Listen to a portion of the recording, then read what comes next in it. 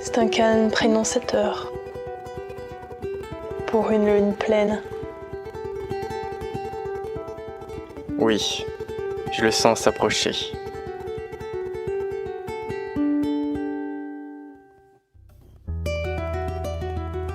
Il vient à notre rencontre.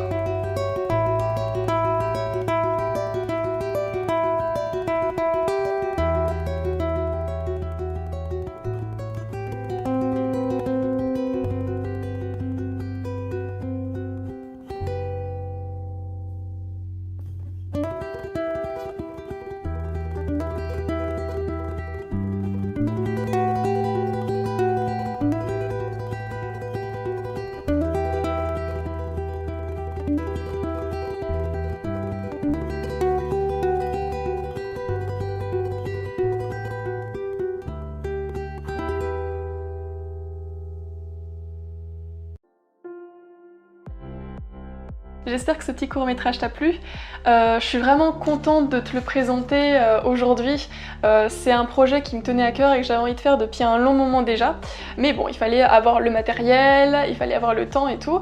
Et donc je me suis dit que j'allais vraiment profiter des vacances avant la rentrée pour pouvoir vraiment faire ce projet perso. Donc maintenant que tu l'as vu, je vais t'expliquer un petit peu la manière dont j'ai procédé, te faire un petit making-of en gros, te montrer les différents plans que j'ai faits, te montrer les outils que j'ai utilisés, comment j'ai placé ma caméra au niveau logiciel.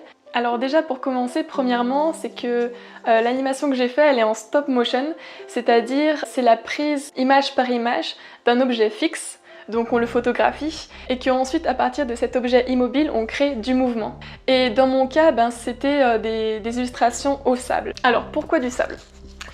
Alors bon, c'est pas une technique vraiment énormément utilisée, mais je l'avais vu dans un livre de stop motion en fait, où il parlait un petit peu de différents courts-métrages et tout ça. Et j'avais vu une artiste qui avait fait un court-métrage, non pas avec du sable, mais avec du sel. Par contre, niveau terme de rendu, il disait que dans le livre, le sel et le sable, c'était à peu près la même chose. Et ça m'avait vraiment plu son travail, j'ai vraiment aimé le rendu. Et je me suis dit que ça allait coller parfaitement avec le petit projet que j'avais envie de faire, l'ambiance que je voulais dégager de ce court-métrage. Parce que voilà, qui dit désert dit sable, donc faisons une animation avec du sable.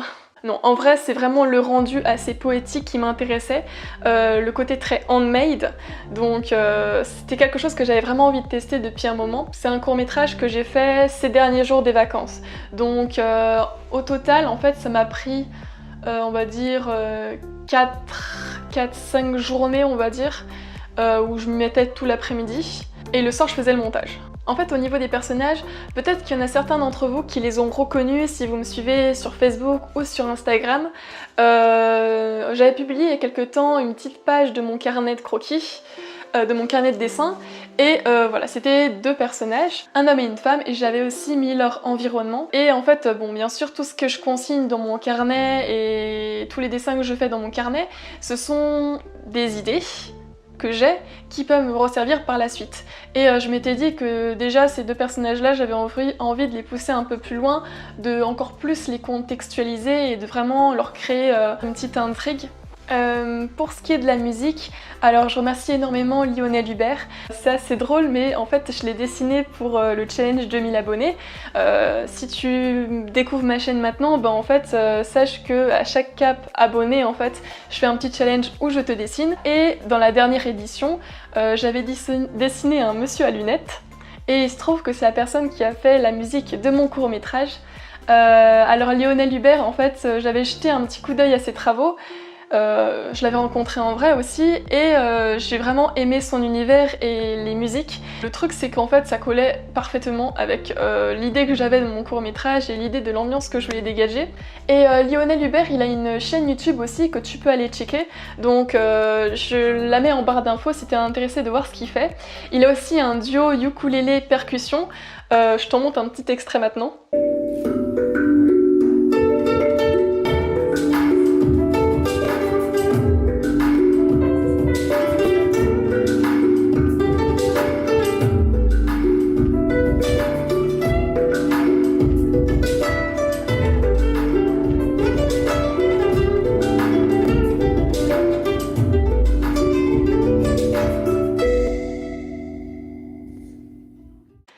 L'animation en sable c'est assez laborieux étant donné que quand tu as fait un plan, tu dois complètement le déconstruire pour ensuite le refaire. Donc refaire un visage et tout, et tu n'as pas une base déjà visuelle de ce que tu as fait. C'est-à-dire que quand tu fais de l'animation traditionnelle en image par image sur papier, tu peux mettre en décalcage la précédente image que tu avais et conserver une certaine trace. Tandis que là, c'est vraiment par souvenir. Enfin, bien sûr, tu as la petite photo que tu as prise précédemment, mais bon, c'est pas ça qui va vraiment t'indiquer précisément comment c'était quoi. Surtout quand tu changes un plan, généralement tu dois faire donc évoluer le personnage dans le paysage et il faut faire attention que le paysage aussi lui-même ne change pas. Une autre difficulté du stop motion aussi, c'est d'essayer à ce que le plan reste fixe parce que bon, la caméra tu l'as à un certain moment dessus quoi, ça peut être plusieurs journées, mais il faut pas qu'elle ne bouge ne serait-ce que d'1 millimètre parce que si elle bouge un petit peu, on va tout de suite voir le décalage et au niveau des plans tu vas voir que l'image ça concorde pas et ça saute et au montage c'est totalement galère et impossible à réparer. Donc le truc c'est que à la base moi je m'étais dit que j'allais fixer mon trépied au gros scotch sur mon bureau en fait. Sauf que bon, la caméra, quand je la baissais vers le bas pour filmer mon plan de travail, on voyait vite fait les pieds et aussi mes pieds de trépied n'étaient pas assez grands pour pouvoir vraiment filmer ça clean. Enfin bref, ça aurait pas été possible. Heureusement, j'ai un lit en hauteur, donc du coup, je me suis dit que j'allais coincer la caméra entre les deux barreaux, entre les deux lattes du lit. Et pour être sûr que quand j'enlève l'appareil photo pour remettre la batterie et pour enlever la carte SD pour changer la mémoire et tout ça, pour être sûr que ça ne bouge pas et qu'au niveau plan ça se voit pas trop, en fait j'ai mis des petits points de repère sur les lattes. Sauf qu'en fait, bon, j'avais trouvé cette solution, mais l'autre problème qui se pose, c'est bien sûr comment être sûr qu'on a bien pris la photo, que ça soit pas en plus flou, enfin, c'est vite des plans ratés, et sans que tu le saches, et si t'as des plans ratés, à la suite en plus, ça fait un gros trou dans l'animation, et pour recommencer, c'est juste galère. Parce que va refaire un dessin au sable identique, voilà, c'est pas possible. Donc j'avais entendu parler que certains appareils photo avaient des live view, c'est-à-dire qu'à partir d'applications mobiles ou même sur PC, tu pouvais voir en fait ce que voyait la caméra. Et la marque Canon a en fait une application qui est convertible avec beaucoup de Canon. Et donc ce qui était bien, c'est que voilà, j'ai été soulagée de voir que l'application fonctionne bien, que je peux prendre les photos à partir de là. Et en plus voir celles que j'ai prises précédemment, donc je peux déjà me faire un aperçu de ce que sera l'animation et de si les plans fonctionnent bien. Et donc avec cette caméra là en fait, le truc c'est que avec l'application il n'y a pas tout qui fonctionne. C'est-à-dire qu'à la base en fait j'avais paramétré le format d'image en format vidéo et en fait le truc c'est que direct quand j'enclenchais l'application ça m'enlevait totalement mon format et je pouvais plus reparamétrer. Après il y a autre chose aussi, c'est le fait que l'application ne peut pas prendre de vidéo, on peut pas enclencher la vidéo comme ça. Du coup ça m'a un petit peu déçue parce que je me suis dit que vu que moi j'ai pas d'écran de retour, ça m'aurait bien servi pour mes autres vidéos sur la chaîne quoi. Mais bon, ça c'était pas possible. Et aussi pour filmer pour le making of, voilà, je pouvais pas enclencher ça. Mais bon, en tout cas, c'est un logiciel qui m'a vraiment sauvé la vie pour cette animation.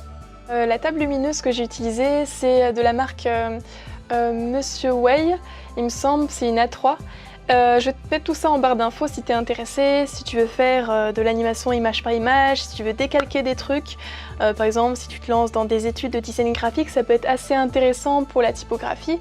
Si t'es en ST2A, si tu veux faire du bricolage ou autre. Donc c'est toujours bien, donc je te mets ça en barre d'infos. Bon, cette table lumineuse, je l'avais prise spécialement pour ce projet-ci. Mais bien sûr, voilà, c'est pas que pour l'animation, pour le sable, bien entendu. Et concernant le sable, tu penses peut-être que c'est du sable basique que tu peux trouver sur les plages et tout, mais Keneni, en fait, c'est vraiment un sable assez particulier. Bon, j'aurais peut-être pu chercher du sable assez fin sur les plages, mais moi je voulais vraiment du sable comme de la poudre pour faire au mieux les détails et avoir un jeu de transparence beaucoup plus intéressant. C'était mieux à manipuler en tout cas pour une animation. Et donc le sable que j'ai utilisé, c'est du sable de terrarium. Alors comme tu peux voir ici ce magnifique empaquetage, voilà, c'est du sable pour en fait les personnes qui ont des reptiles, qui ont des iguanes, des trucs comme ça. C'est le sable qu'il leur est donné. Et pour la petite anecdote, en fait, quand j'ai reçu mon sable dans la boîte aux lettres, j'avais pas compris que c'était ça tellement c'était lourd. Parce que je t'explique le truc.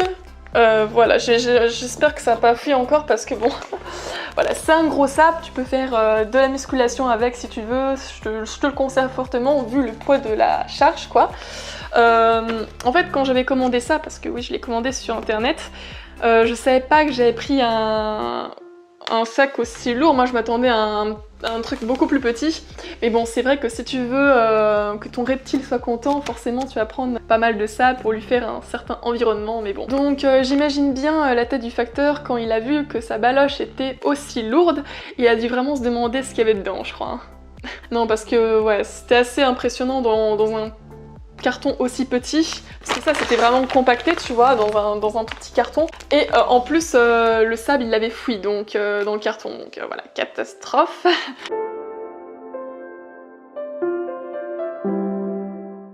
Maintenant je vais te parler plus de ce qui est côté informatique. À partir de là c'est encore un autre procédé, parce que pour partir de photos, pour en faire une vidéo, c'est aussi quelque chose, donc le truc c'est que pour m'organiser entre toutes les photos, je me suis créé des petites séquences.